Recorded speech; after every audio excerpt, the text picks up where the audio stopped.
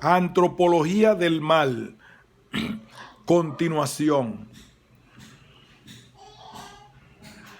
El lobo y el cordero serán apacentados juntos, y el león comerá paja como el buey, y el polvo será el alimento de la serpiente. No afligirán ni harán mal en todo mi santo monte, dijo Jehová.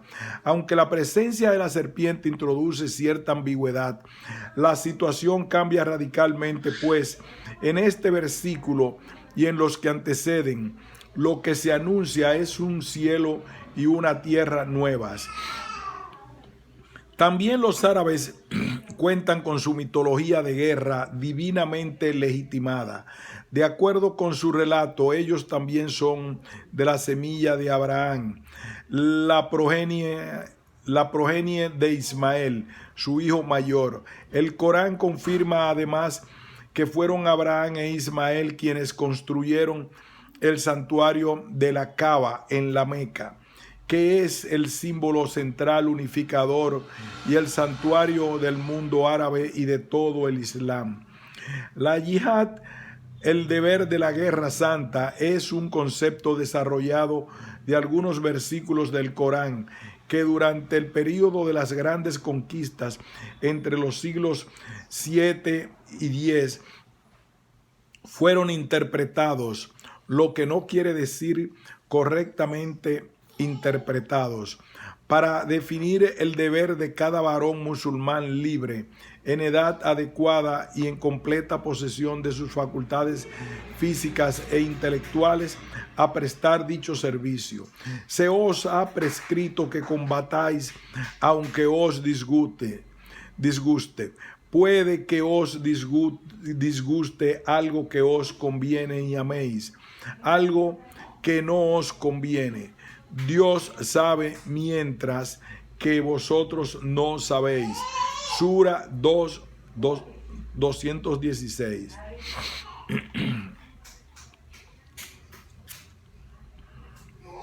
Luchar por la causa de la verdad es una de las más elevadas formas de caridad, dice un comentario a este pasaje. ¿Qué puedes ofrecer que sea más precioso que tu propia vida? Todas las tierras que no pertenezcan al territorio del Islam, Dar al-Islam, deben ser conquistadas y por ello son conocidas como territorio de guerra, Dar al-Arab. Me ha sido ordenado luchar hasta que el hombre sepa que Dios es único y que Mahoma es su profeta. Estas palabras han sido atribuidas al mismísimo Mahoma.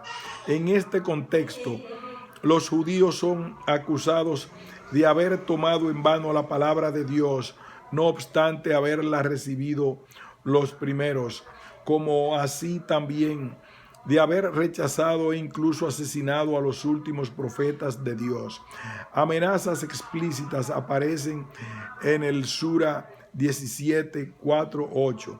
Las mitologías de sacrificios y holocaustos que relata el Antiguo Testamento de antemano cuando a partir del siglo 8 antes de Cristo, las matanzas fueron paulatinamente sustituidas por traslados en masa de poblaciones, por exilios, siendo el más famoso el del pueblo de Israel a Babilonia y que siguió a la caída de Jerusalén en el año 586, uno de cuyos testimonios más bellos e inquietantes a la vez es el célebre Salmo 137.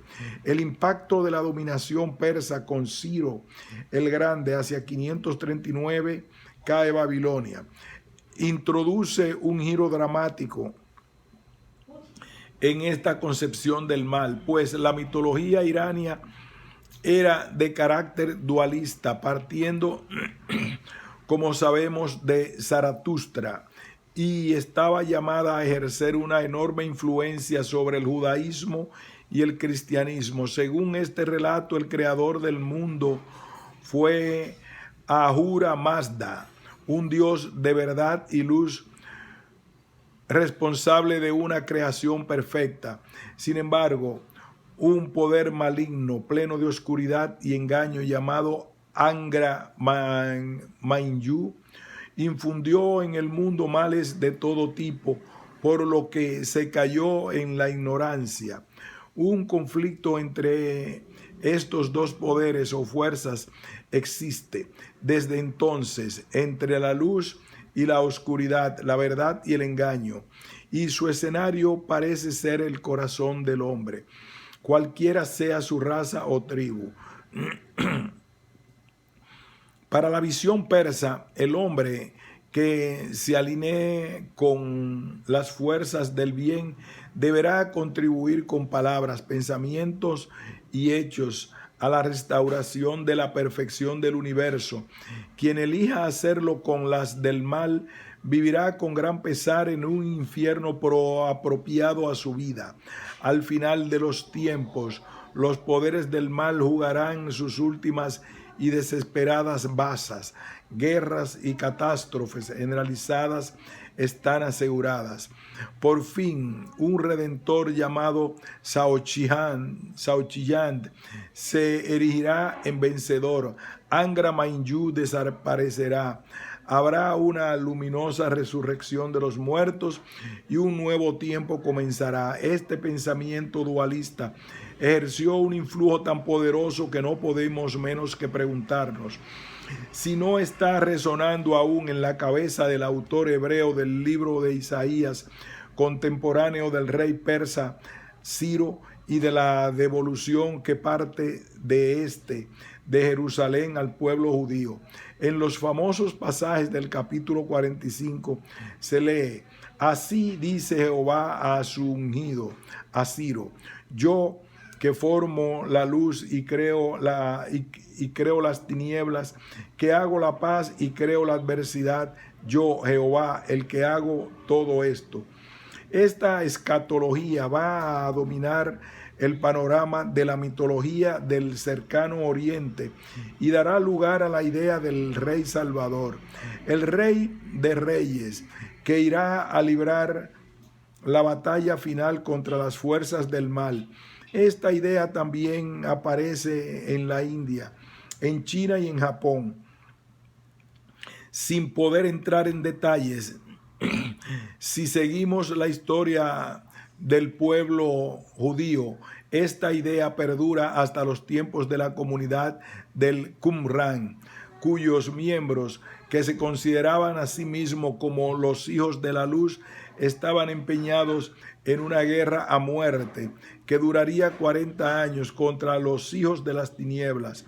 Este clima se interrumpía drásticamente con la irrupción de Cristo, cuya prédica invierte totalmente, de una vez para siempre, los términos del problema. Leemos en Mateo 5, 43, 45. Oísteis que fue dicho: amarás a tu prójimo y aborrecerás a tu enemigo. Pero yo os digo: amad a vuestros enemigos, bendecid a los que os maldicen, haced bien a los que os aborrecen y orad por los que os ultrajan y os persiguen, para que seáis hijos de vuestro Padre que está en los cielos, que hace salir su rol sobre malos y buenos, y que hace llover sobre justos e injustos. Claramente aquí el mal ya no es vencido, sino que es superado. Una mitología de guerra es sustituida por una de paz. Una digresión que creo oportuna. Una leyenda que apareció pintada en el muro de un edificio de Nueva York recientemente parece recoger un lejano eco de esta actitud en forma de amarga advertencia, pues decía: ojo por ojo dejará al mundo ciego. No podemos saber qué estaría pensando el autor de este graffiti, si se recomienda poner la otra mejilla, pero al menos acabar con la venganza es un buen comienzo. Como sabemos, este primer cristianismo es un cristianismo de renuncia. Basten estas pocas citas del Evangelio recién aludido para recordarlo. El que no toma su propia cruz y sigue en pos de mí no es digno de mí. El que haya su vida la perderá, y el que pierde su vida por causa de mí la hallará. Y quizás la más impresionante que aparece en 8:22. Sígueme, deja que los muertos entierren a sus muertos. Sígueme, deja que los muertos entierren a sus muertos. Donde parecen haberse deslizado en el corpus canónico extrañas ideas sobre muerte y resurrección, por tanto, como estados espirituales. El ideal de esta enseñanza es el abandono ascético de toda preocupación mundana, sea familiar, comunitaria o de cualquier otro tipo, lo que la asemeja a las primeras enseñanzas budistas y jainistas. Se trata, como dice Campbell, de una enseñanza del bosque. Quizás la diferencia más importante de orden cualitativo con las visiones apocalípticas que la precedieron es que el fin del mundo, el día del juicio y la posibilidad de salvación no deben esperarse ahora en el terreno del tiempo, sino en un presente psicológico que tiene lugar en el corazón de cada uno y de la muerte propia a la que estamos inexorablemente abocados. En este sentido, el final del apócrifo Evangelio de Tomás no puede ser más contundente. Preguntado por sus discípulos sobre el tiempo en el que avendría el reino, Jesús respondió: no vendrá con una espera, no se dirá ya está aquí o ya está allí, sino que el reino del Padre está esparcido sobre la tierra y los hombres no lo ven. El mal en la teología. No podemos extendernos aquí en las concepciones del mal de otras mitologías como las del lejano oriente.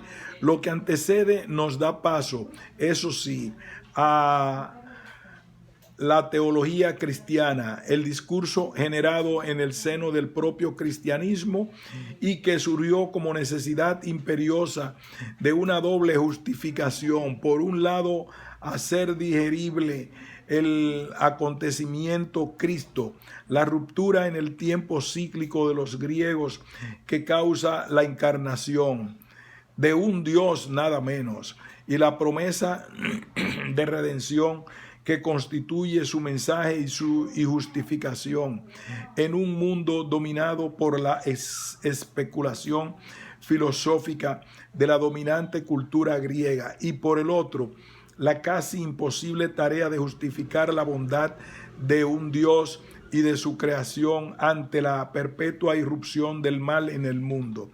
Siendo esta segunda cuestión la que nos ocupa, veamos la respuesta de San Agustín, que se constituyó en el fundamento de la teología cristiana en lo que hace el tratamiento del mal. Como la petición de principio es la de un Dios absolutamente bueno y como consecuencia la imposibilidad de que haya mal en él o en su creación. El mal solo es concebible como una pura negatividad, como ausencia de bien, de un bien debido. Se precisará posteriormente, o mejor, como privación. Es en el hombre, a partir de su libertad y por tanto de su voluntad, que se produce la decisión de apartarse de lo que tiene más ser, infinitud y bondad, y declinar por el pecado hacia un estado en el que tiene menos ser, infinitud y bondad. El mal y la pérdida de la inmortalidad son, como sabemos, la consecuencia inmediata de esta actitud. El amor a la criatura, a sí mismo, en primer lugar, pues somos la primera criatura que tenemos a mano. En lugar del amor a Dios, es la falta suprema. 2. amores han hecho dos ciudades. El amor a uno mismo hasta llegar a menospreciar a Dios ha hecho la ciudad terrestre. El amor a Dios hasta el desprecio a uno mismo ha hecho la ciudad celeste. Como lo ha visto Sicheres, hay dos polaridades del deseo y del sujeto, no dos mundos del ser. Esto sería plenamente aceptable si convenimos en que el deseo no engendra él mismo el ser, o que el ser no es sino deseo. Con esta fórmula, San Agustín nos dice que el mal no tiene sustancia, que es un no ser o una nada, si se quiere, pero es una nada que ya no está en el orden general del cosmos, sino que corresponde al orden del suceso y se produce en un acto que es una decisión. En contra, Secundino dice: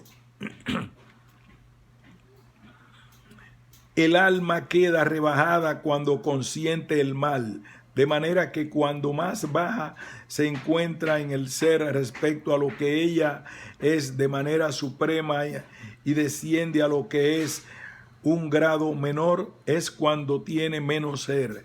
Ahora bien, evidentemente el alma está tanto más cerca de la nada cuanto menos ser tiene, y por el hecho de tener menos ser, el alma tiende a no ser en modo alguno. Sin duda, el alma no llega al punto de perecer absolutamente y convertirse en pura nada, pero es evidente que toda deficiencia es el principio del anonadamiento. Por tanto, la conclusión más potente de esta argumentación, que aquí hemos simplificado al máximo, es que el mal, si es la nada, no es pues nunca una sustancia, pues en ese caso Dios sería el responsable por haber creado al hombre pecador, sino que el mal es deficiencia querida y por tanto responsable. Se comprobará que la voluntad mala no comenzó en el hombre a causa de la naturaleza de éste, con lo que el cuerpo queda despojado de un carácter de maldad per se y solo puede ser ocasión del pecado, sino en la medida en que la naturaleza ha sido sacada de la nada. De modo que nadie piense en la causa eficiente de la voluntad mala, pues esa causa no es eficiente, sino que es deficiente, puesto que descender del ser soberano hacia lo que tiene menos ser significa comenzar a tener una voluntad mala. Con todo, el descomunal esfuerzo de San Agustín para desustancializar el mal no puede ser completo. En efecto, el santo se ve obligado a precisar que la nada en la que está pensando no es de ninguna manera, que no tiene ninguna propiedad en sí capaz de constituirla como un orden propio o como una contracreación, y que además no es un modo alguno idéntica a la materia. No podría haber un mal radical dado como sustancia. Llega al extremo de decir: hasta aquel que empuja al mal, aunque sea el demonio, lo hace amando con un amor malo una cosa buena. Varias cuestiones se plantean aquí. Si nos atenemos a las palabras de Cristo en Lucas 23:34, perdónalos, Dios mío, pues no saben lo que hacen. Cuando está ante sus captores, ese amor malo y la deficiencia que lo origina se traduciría en ignorancia, falta de conocimiento, lo que puede aproximarnos otra vez a la gnosis. Por otro lado, la deprivación del bien, mientras no sea redimida, no conviene a su portador en un ser positivamente malo desde que es capaz de ejecutar el mal. Dejamos planteadas apenas estas cuestiones. San Agustín cierra su argumentación respondiendo a la inevitable pregunta: si Dios no crea el mal, ni lo causa, ni lo quiere, ¿por qué lo permite? Leemos en Chiridión.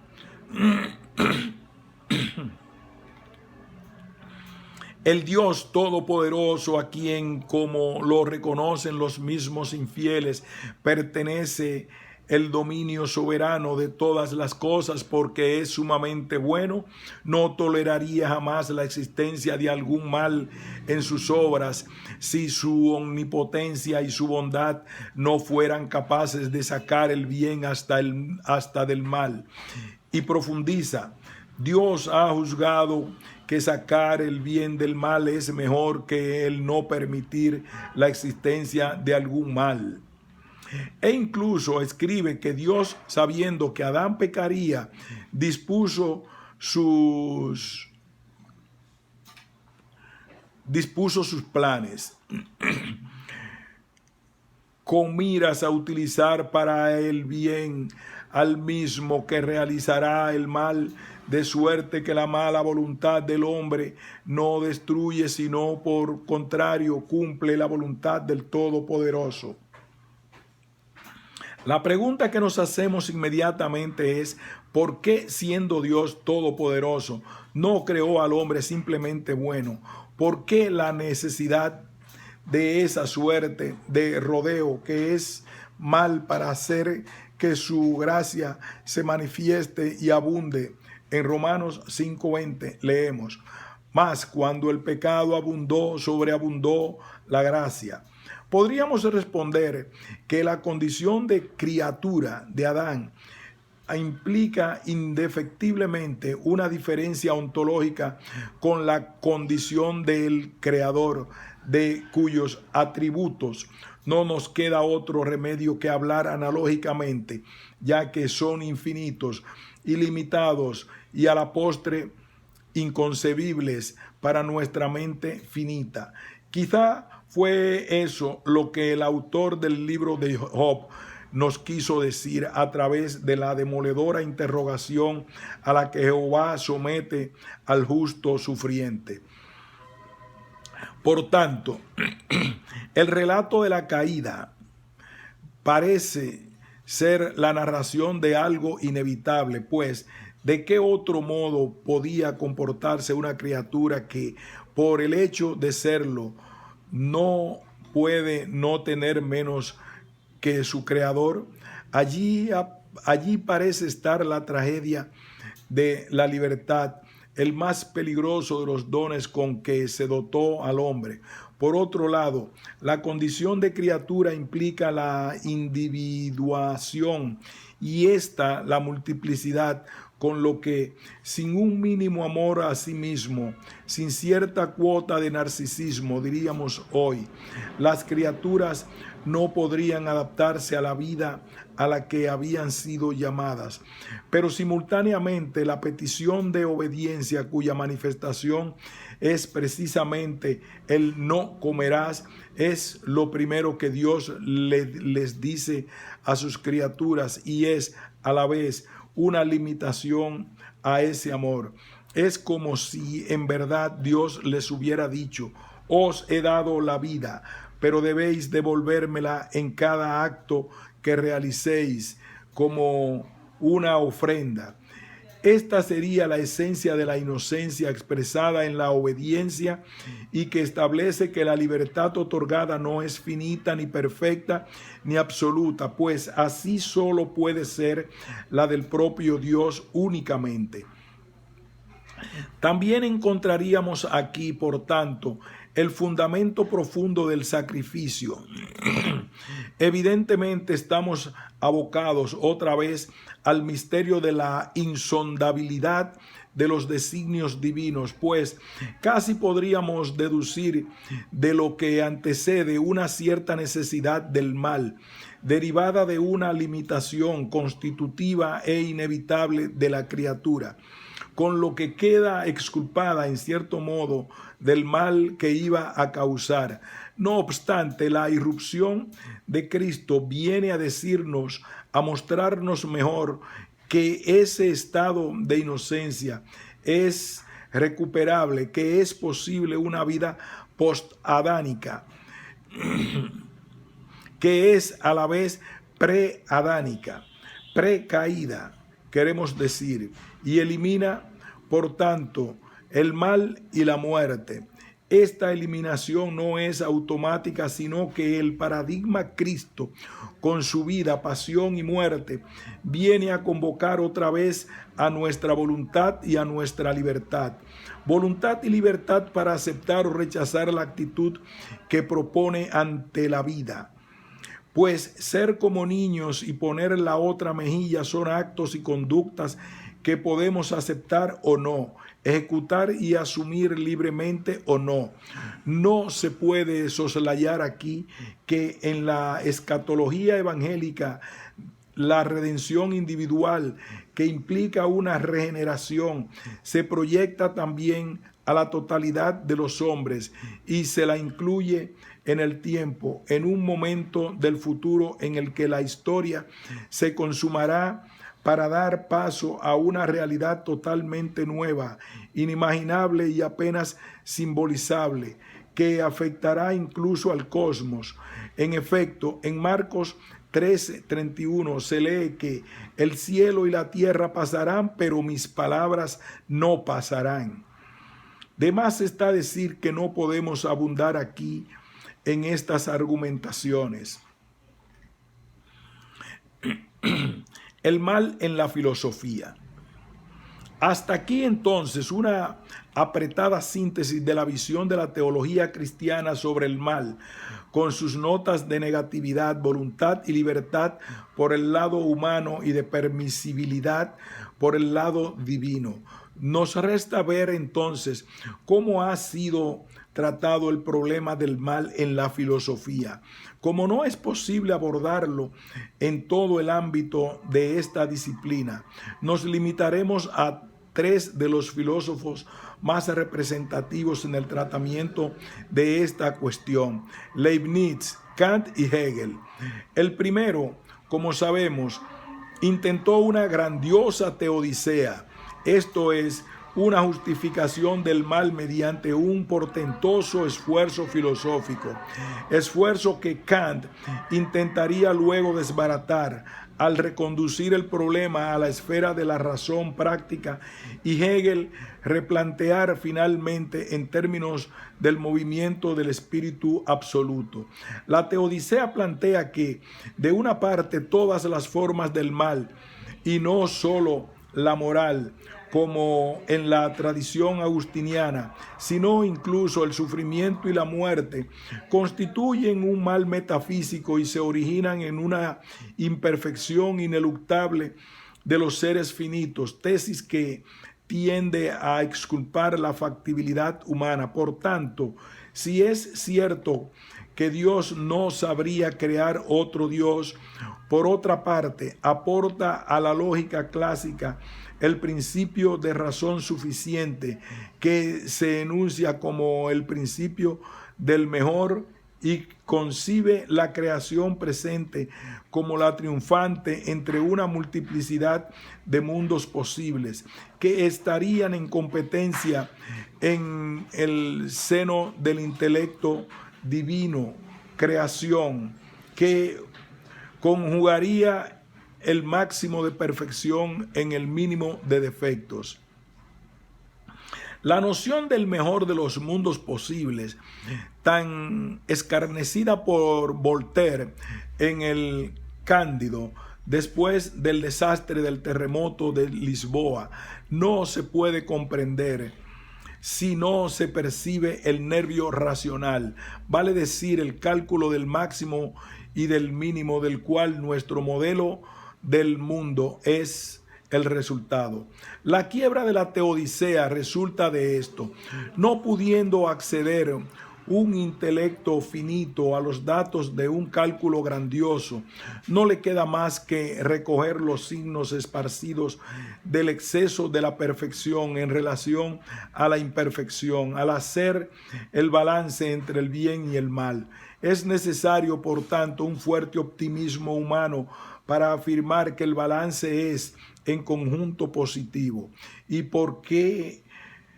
Y porque no tenemos más que las migajas del principio de lo mejor. Debemos contentarnos con su corolario estético, en virtud del cual el contraste entre lo negativo y lo positivo concurre a la armonía del todo.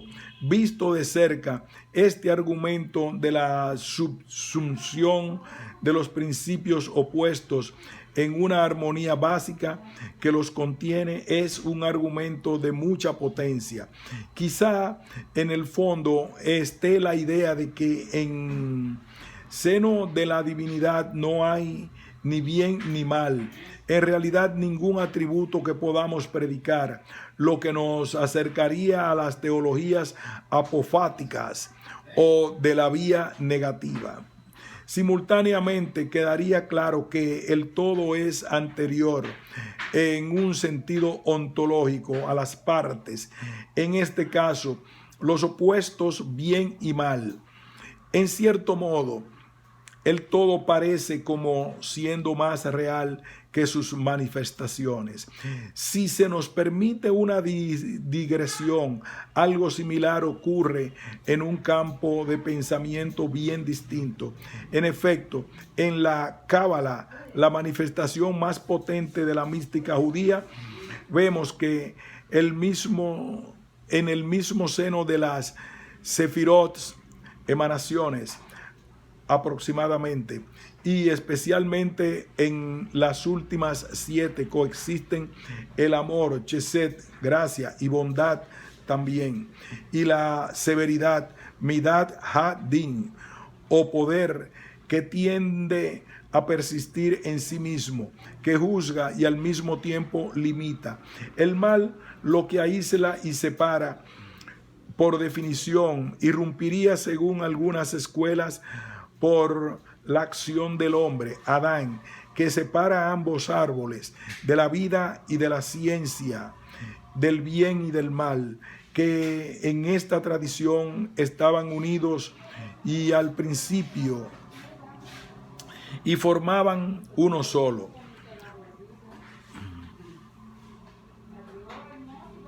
El mal lo que aísla y separa, por definición, irrumpiría, según algunas escuelas, por la acción del hombre, Adán, que separa ambos árboles, de la vida y de la ciencia, del bien y del mal, que en esta tradición estaban unidos al principio y formaban uno solo, con su acto de desobediencia, porque el conocimiento separado de la vida sería el mal mismo. Este gesto inauguraría desde esta perspectiva una visión del mal en la que éste se originaría en un nuevo tipo de carencia, la de una instalación en las proximidades de una totalidad poseedora de lo real por excelencia, en una situación de exilio y anhelo irreprimible de recuperación. Por supuesto, no podemos entrar aquí en la crítica de la filosofía cristiana de inspiración tomista. Por supuesto, no podemos entrar aquí en la crítica que la filosofía cristiana de inspiración tomista hace a la teodicea leibniziana y a la mística judía. Kant, por su parte, encierra la teología racional en el concepto de ilusión trascendental, asestando un fortísimo golpe a la base misma del discurso ontológico sobre el cual la teodicea se había edificado desde Agustín hasta Leibniz, obra que lleva a cabo en la crítica de la razón pura. Esto no significa que el mal desaparece de la escena filosófica, sino que para Kant debe ser remitido a la esfera de la práctica. de la razón práctica. El mal es ahora aquello que no debe ser y que la acción debe combatir. Otra vez, la cuestión se ve reconducida a donde San Agustín la había llevado. No se puede preguntar de dónde viene el mal, sino de dónde viene que nosotros hagamos el mal. Simplificando, la acción mala es para Kant una actuación en la que el amor a sí mismo se convierte en principio supremo, lo cual sucede cuando el hombre, el destinatario de nuestra acción, queda denigrado a la condición de medio para nuestros propios fines, cuando se le engaña, utiliza, explota, atormenta y mata. Cuando está en el centro de la autoafirmación egoísta, en lugar de la obligación relativa a una vida en común. No obstante, nuevamente el problema del sufrimiento es sacrificado al problema del mal moral, que en San Agustín es por el expediente del pecado original o de la naturaleza y la imputación en masa de toda la humanidad. Por consiguiente, pero ahora con Kant aparecen dos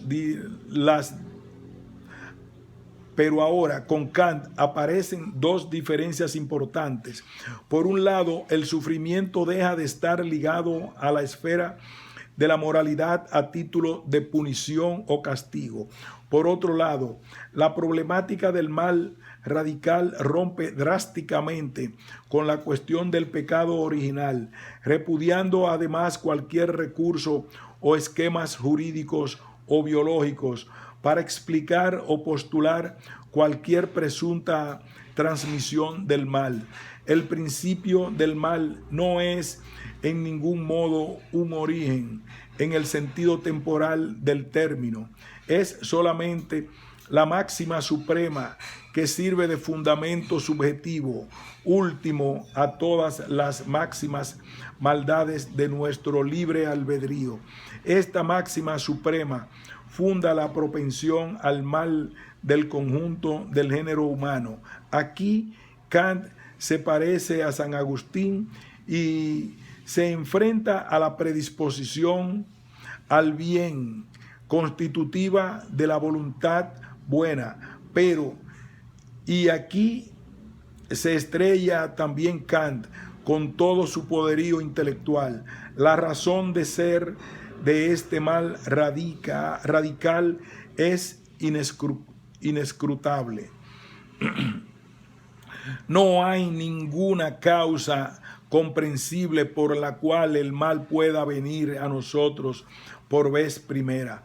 El mismo Kant, de manera admirable, parece haber reconocido como el pensamiento mítico y como San Agustín el fondo demoníaco de la libertad humana, pero con la sobriedad de un pensamiento atento a no transgredir el límite del conocimiento y a preservar la diferencia entre pensar y conocer un objeto. Hegel, por su parte, dará un lugar al mal o la negatividad en su dialéctica.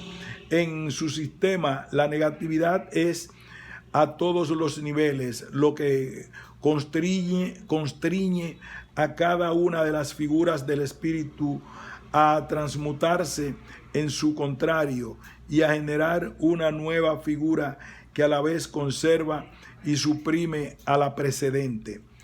La dialéctica hace coincidir así audazmente y en todos los casos lo trágico y la lógica. Es necesario que algo muera para que algo más grande nazca. En este sentido, el malestar está por todas partes, pero por todas partes es superado también, en la medida en que la reconciliación vence siempre sobre la laceración. Pero otra vez queda escamoteado el sufrimiento en una concepción del mundo donde el pantrajismo es sin cesar superado y conservado por el panlogismo, como lo ha visto Ricord. Hegel eleva esta lógica al sentido de la historia, donde la suerte del individuo queda enteramente subordinada al destino del espíritu de un pueblo y al espíritu del mundo. Como se sabe, este proceso culmina con el nacimiento del Estado moderno, donde se actualizaría por completo la libertad. La astucia de la razón consistiría en esto: el espíritu del mundo se sirve de las pasiones que animan a los grandes hombres, que hacen la historia y despliega a través de ellos una intención segunda que aquellos ignoran, disimulada en la intención primera de los fines egoístas que su pasión les hace perseguir. Son los efectos no queridos de la acción individual los que sirven en el plano del espíritu del mundo a través de la contribución de esta acción a fines más inmediatos perseguidos por cada espíritu del pueblo. También Hegel nos advierte de que la historia no es el terreno de la felicidad. Pero si la historia defrauda a los grandes hombres, negándoles la felicidad, ¿qué queda para las víctimas que hemos visto y veremos desfilar a través del terrible siglo XX y de los comienzos de este siglo XXI, que promete escenarios más atroces aún, si cabe? En el sistema de Hegel, la disociación entre consolación y reconciliación no puede menos que aparecer como escandalosa. Conclusiones. ¿Qué podemos decir entonces acerca del mal? ¿Qué podemos decir? Digo, que sea prudente y sensato después del fatigoso recorrido que acabamos de hacer y necesariamente incompleto y en estilo telegráfico. Hemos visto que tanto en el ámbito mitológico como en el teológico y en el filosófico, el mal aparece como algo con lo que irreductiblemente y a priori debemos contar, pues ya está ahí y es parte del argumento de la obra que la humanidad debe representar. En general, es imputable en el discurso de las grandes religiones monoteístas a una carencia, a un déficit ontológico originado en un mal uso de la libertad. Esa camisa de fuego que a veces querríamos arrancarnos. Para el mundo oriental, menos propenso a deliberar sobre su justificación, es cierto, aparece como inevitable, como un rasgo de la creación. Su superación, el inimaginable estado en el que ya no existiría, aparece en el nivel colectivo, como escatológicamente diferido en los relatos oficiales de las grandes religiones, aunque el esfuerzo individual puede contribuir a hacerlo visible ya mismo. Pero no se espere que se brinde una explicación o que se le dé un contenido a ese esfuerzo, pues constituyen algo que cada uno deberá hallar y perderlos y volverlos a hallar. Muchas veces en las conferencias anteriores y los intercambios subsiguientes se ha insistido en la necesidad de no negar el mal ni rehuirle ni imputárselo exclusivamente a un otro que elijamos para no crearnos la ilusión de estar en el bien. ¿Con qué actitud afrontar esta cuestión entonces? En un bellísimo poema, Eros y Psique, Fernando Pessoa relata las vicisitudes que atraviesa el príncipe para llegar hasta donde está su princesa dormida y dice: él tenía que tentado vencer el mal y el bien antes que ya liberado dejase el camino errado por el que la princesa le conducía. Vencer el mal y el bien con los que algo o alguien nos quiere tentar, esa parece ser la cuestión, pues se nos presentan como ilusiones o espejismos de nuestro estado presente. Pero ¿cómo? Permítanme recurrir a manera de respuesta a una vieja historia que me acompaña desde hace 30 años y con esto termino. Conocida es la misteriosa enfermedad que paralizaba al viejo rey poseedor del secreto del general. Por lo demás, no era él solo el quien sufría. Todo en torno a él se derrumbaba, se esterilizaba. El palacio, las torres, los jardines, los animales ya no se multiplicaban, los árboles no daban fruto, se secaban las fuentes. Muchos médicos habían intentado sanar al rey pescador, ningún resultado obtuvieron. Día y noche llegaban caballeros y empezaban por preguntar nuevas de la salud del rey. Un solo caballero, pobre, desconocido, hasta un poco ridículo, que permite ignorar la etiqueta y la cortesía. Su nombre es Parsifal. Sin tener en cuenta el ceremonial cortesano, se dirige al rey y sin ningún preámbulo le pregunta al acercársele: ¿dónde está el general? En el mismo instante, todo se transforma. El rey se alza de su lecho de dolores. Los ríos y las fuentes vuelven a correr. Renace la vegetación. El castillo se restaura milagrosamente. Las palabras de Parsifal habían bastado para regenerar la naturaleza entera. Pero es que estas pocas palabras eran el problema central, el único problema que podía interesar no solo al rey pescador, sino al cosmos entero. ¿Dónde se halla lo real por excelencia, lo sagrado, el centro de la vida y la fuente de la inmortalidad? ¿Dónde estaba el Santo Graal?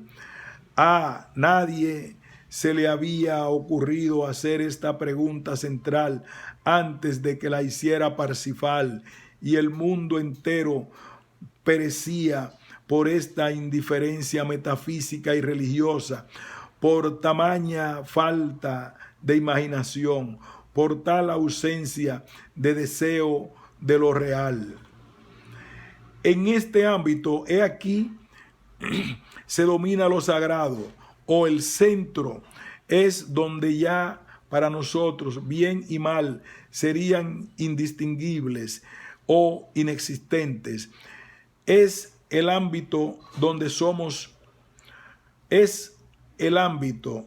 solo encontramos, por así decirlo, abismo y silencio. El abismo y el silencio semejantes debemos suponerlo a los que precedieron a la creación. Está claro que la pregunta sincera parece ser el camino y por tanto la obtención de conocimiento, o mejor, sabiduría, que nos puede conducir hasta allí. Comentando este mito, Elíade apunta a algo sustancial. Este pequeño detalle de un grandioso mito europeo nos revela por lo menos un lado desconocido del simbolismo del centro.